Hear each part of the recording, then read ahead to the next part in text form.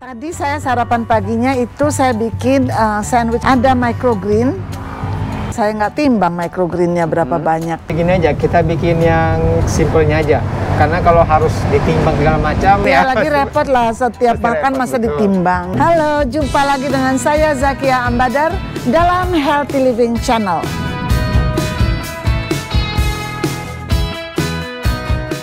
Masih bersama saya Pak Kendis, yang kita masih ngobrol-ngobrol tentang nutrisi sehat seimbang buat tubuh kita. Sekarang kita bicara tentang kebutuhan makro dulu ya.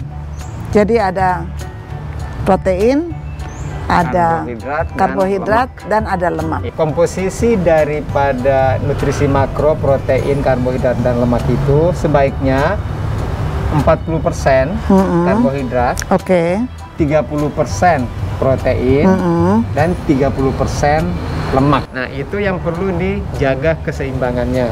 Contohnya protein. Protein itu yang paling umum sumbernya adalah telur. Iya. Nah, satu telur itu adalah 6 gram protein. Nah, 20% dari 1000 kalori, kemudian kita pecah proteinnya 30%. Coba dihitung, Bu. 30% dari 1000 kalori. 30% dari 200. Jadi saya butuh protein 60 kalori. Iya, 60 kalori. Kalorinya. Iya. Nah, kemudian kalau kita hitung berapa gramnya, berapa gramnya kita perlu lihat AKG tadi, atau kita perlu hitung protein itu kebutuhannya adalah 1 gram. Normalnya ya 1 gram per kilogram berat badan. Oke, jadi kalau protein 1 gram per 1 kilo berat badan. Betul. Ibu berat badannya berapa? Saya 65. 65. Berarti dalam sehari butuh 65 gram protein. Kemudian coba 65 dikali 20%. 65 dikali 20%. Betul. Saya butuh 13. Iya, jadi paling tidak sebaiknya sarapan paginya proteinnya 13 gram. 13 gram. Kandungan proteinnya. Sedangkan telur, satu telur ada 7. Iya, 6 sampai 7 berarti 6 bisa sampai 7. Dapat 2 telur. 2 telur, betul. Masih boleh. Itu sumber protein. Tapi katanya telur kan ada lemaknya, ada kolesterol. Tapi kita perlu lemak yang baik. Nah, kebetulan di telur itu 6 sampai 7 gram itu kita ambil simpel 6 gram. 3 gram itu ada di kuning telurnya, 3 gram itu ada di putih telurnya. Nah, sebenarnya yang tinggi kolesterolnya itu atau lemak jahatnya itu ada di kuningnya. Kuning telurnya. Itu makanya beberapa teman-teman kalau konsumsi telur itu ada yang hanya konsumsi putihnya. Ada beberapa dokter yang menganjurkan supaya menghindari kuning telur. Pak Kendis, jadi kebutuhan kita kan protein kan lebih penting daripada kebutuhan karbohidrat ya. Selain protein tadi juga kita perlu melihat ke karbohidratnya dan ke lemaknya. Nah, untuk urusan lemak, kayak untuk program turun berat badan, mungkin kan selama ini lemaknya udah berlebih, jadi lemaknya bisa dikurangi. Kemudian juga karbohidratnya kan tadi 40%, itu batasan maksimalnya. Jangan, sebaiknya tidak melewati. Tapi kalau proteinnya itu adalah 30% batasan minimalnya. Jadi kalau bisa proteinnya lebih dinaikkan. Jadi saya boleh makan lebih banyak protein daripada karbo dan lemak. Jadi kita hari ini belajar tentang bagaimana kita bisa memenuhi protein buat tubuh kita.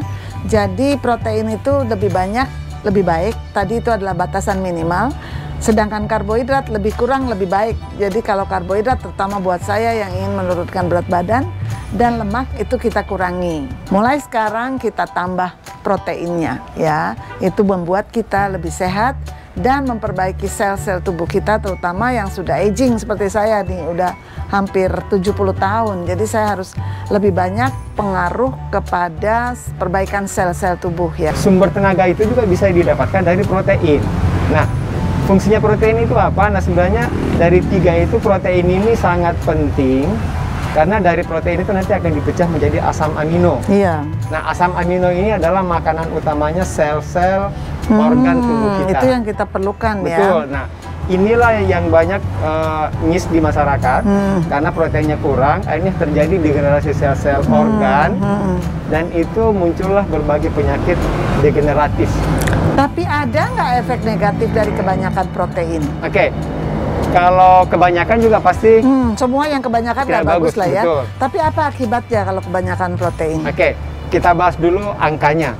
Yang dianjurkan itu adalah 1 gram per kilogram berat badan. Iya. Walaupun protein itu bagus, jangan juga terlalu ini sampai makan sampai 2 sampai 3 gram per kilogram berat badan, karena itu akan membebani organ ginjal. Iya, oh ginjal ya. Iya. Waduh. Nah, biasanya teman-teman kita yang bodybuilder, yang binaragawan itu mereka porsi proteinnya memang lebih banyak, tapi itu mereka dipantau, itu mereka punya coach, mereka punya mentor tersendiri dan juga mungkin ada dokternya. Iya. Kadang-kadang kita tuh suka tidak mau berinvestasi untuk kesehatan kita gitu. Itu yang menjadi masalah.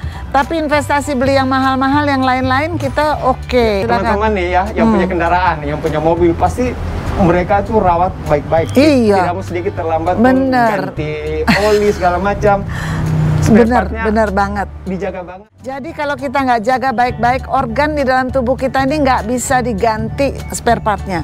Kalaupun diganti pakai transplantasi jantung, ginjal itu juga belum tentu langsung cocok. Belum tentu langsung cocok, biayanya mahal dan yang pasti sakit ya.